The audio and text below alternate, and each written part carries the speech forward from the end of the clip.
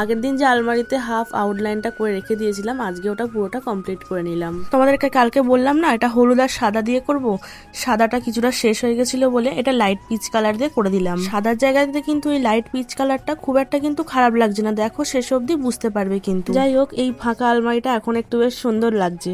নিজের ঘর কিন্তু যতই ছোট হোক, কিন্তু গোছানোর দায়িত্ব অবশ্যই কিন্তু নিজের ঘরকে যত তুমি সুন্দর করে গুছিয়ে রাখবে ততই সেটা সুন্দর লাগে। আর এটা খেয়াল করে দেখবে, যখন তোমার ঘরে কোনো জিনিস পুরনো হয়ে গেছে সেটাকে নতুন কিছু করে নতুন ভাবে সেটাকে বানানো, দেখবে সেটা খুব ভালো লাগে, সেটাকে ইউজ করতেও খুব ভালো লাগে দেখবে। আচ্ছা, তোমরা কি কিছু টুপটাপ করে আওয়াজ পাচ্ছ?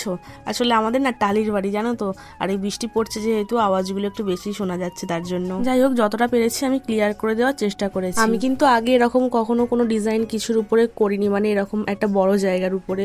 যাই হোক, প্রথম খুব ভয় লাগছিল আর হাতটাও ভীষণ কাঁপছিল। দেখবে একটু খেয়াল করে অনেক জায়গায় আমার হাতটা টেনে বেঁকে গেছে। আর আলমারির উপর দিকটা করে একটা লোটাস এঁকে দিয়েছি, ওখানটা খারাপ লাগছিল, মানে ফাঁকা ছিল, তাই জন্য একটা লোটাস করে দিয়েছি। দেখো তো কেমন লাগছে এবারে। তোমরাও কিন্তু তোমাদের আলমারি ও ওয়ার্ড্রোবের ফাঁকা অংশগুলো এরকম ভাবে ডিজাইন করে দিতেই পারো। খুব ভালো না লাগলেও মোটামুটি একটা কিন্তু গোছানো বেশ সুন্দর লাগবে। তো চলো, ততক্ষণের জন্য টাটা।